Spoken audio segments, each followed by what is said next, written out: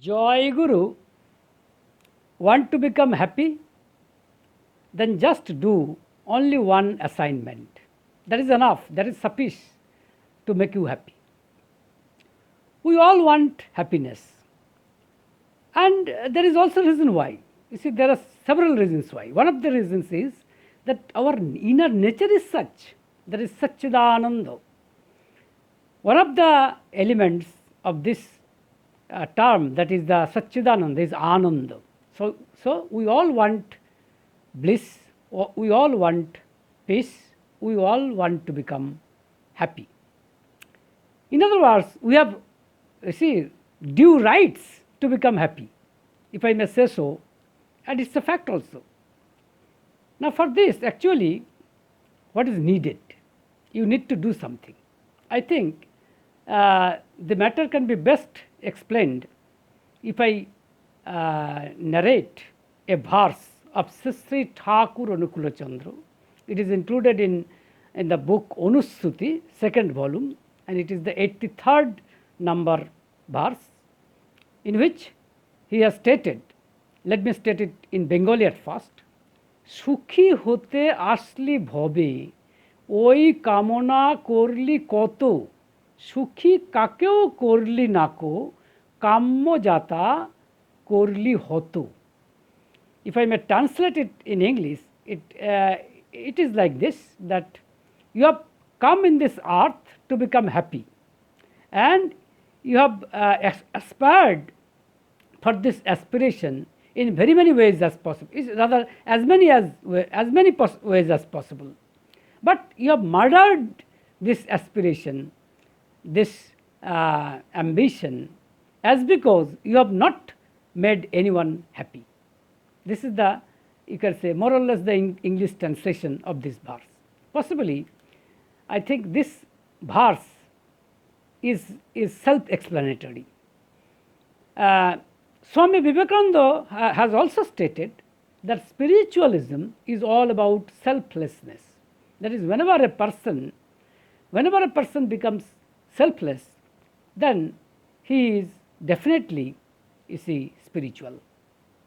So therefore, that is, you can say, one thing is clear, that is, the spiritual person must be, you see, non-selfish, must be unselfish.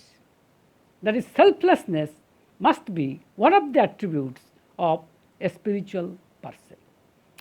Now, we want, you see, all of us want to become happy. And at least we think that to become happy, we need certain ingredients or certain elements. That is money. First is money. We need money because, you see, through exchange of money, we may get everybody. You see, everything in this earth, or under, you see, everything under the sun. We think at least. So we can build big mansion, big building. We can purchase luxury cars. We can live a good, you see, standard life, so on and so forth. You see, one cannot, and of course, to become happy, we need a good health. This is also one of the, you see, one of the ingredients to become happy. And we need to become, we need a good family also. All these are required.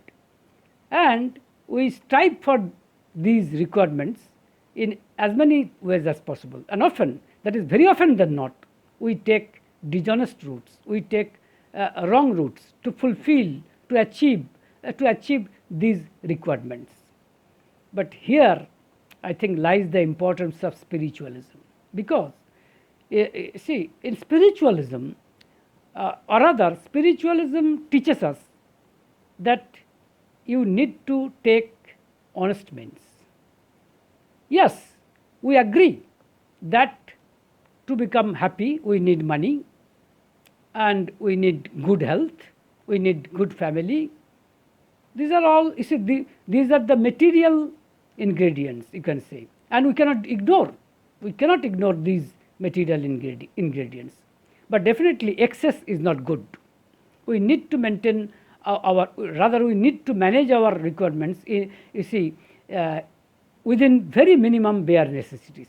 That is again, you see, one of the ways to become happy. The more you want, the more you will be, you see, unhappy. That is also a simple equation. Now, if we see the life philosophy, or rather you can say the life, you see, of Sri Thakur Anukul Chandra, then we can see these reflections. When he was mere child, rather from the childhood days, I should say, his friends called him as Raja Bhai. Not that he was a king, not that he was a son of a king, not at all. But his friends designated him as king. They gave the crown of kinship to him. Why? The reason why. The answer is that Sri Thakur Anukul Chandra was always concerned for others' difficulties, for other discomforts. And he was always, doing his level best, for others' good. And you can say, his activities were, attuned with this basic attributes. You see, I can narrate one day's incident. One day, his mother, Mata Manmohani Devi, boiled huge amount of milk within a pot, and she went away. And meanwhile, what happened? Actually, a thick creamy layer was deposited at the top of the pot, at the top of the milk actually. And Sri Thakur Anukul Chandra, collected his friends, and Sri Thakur Anukul Chandra took a jute stem. One of the features of jute stem is that it has a hole in its middle throughout the length of the jute stem. And he actually entered this jute stem within the window, as because the pot was just below the window, and he entered that jute stem within the window and pierced within the milk in such a way that nobody can understand that milk was pumped actually through this pipe or through this jute stem. And he told his friends to drink milk through that pipe, and all of them drank milk to their heart's content. And of course, Sri Thakur Anukul Chandra also drank a little bit. But this incident, rather, you can say the essence of this incident is simply this: he wanted to see others happy. His drinking was trivial. What was important is simply this, that he wanted to see others happy. So it was his feature right from his childhood days. And when one day, for example, another day, I'm talking about another day's incident, he went to the school to deposit his examination fees for entrance examination. Possibly entrance examination is equivalent to matriculation examination. And his mother, collected that money. And then Sri Thakur Anukul Chandra, while he was, in his way, while he was to his way to school, he saw that one of his friends was sobbing, as because he could not manage that amount of money. Sri Thakur Anukul Chandra, as he was always sympathetic to them, being moved, Sri Thakur Anukul Chandra immediately gave that amount of money to him. And it was precisely the reason why he could not sit for that examination. As a matter of fact, maybe this is one of the reasons why he could not secure even a single degree in his whole academic career.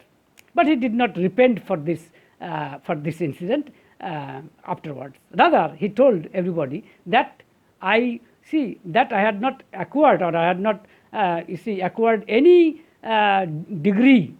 It was better for me, because if I acquired some educational degrees, maybe some amount of pride, some amount of vanity could have entered within my heart, and it would hurt my ambition. It would hurt my mission. Rather, I could not have given the statements, the messages in such naked ways, and in such manner. Anyway, this is not our topic of discussion. What is important is simply that he was always eager to serve others. And even in his old days, one day when he was taking rest, a person came and he wanted to meet with Sister Thakur Ankur Chandra. And one of the attendants, he told that person that, no, Sister Thakur is taking rest, you please come tomorrow, on tomorrow morning.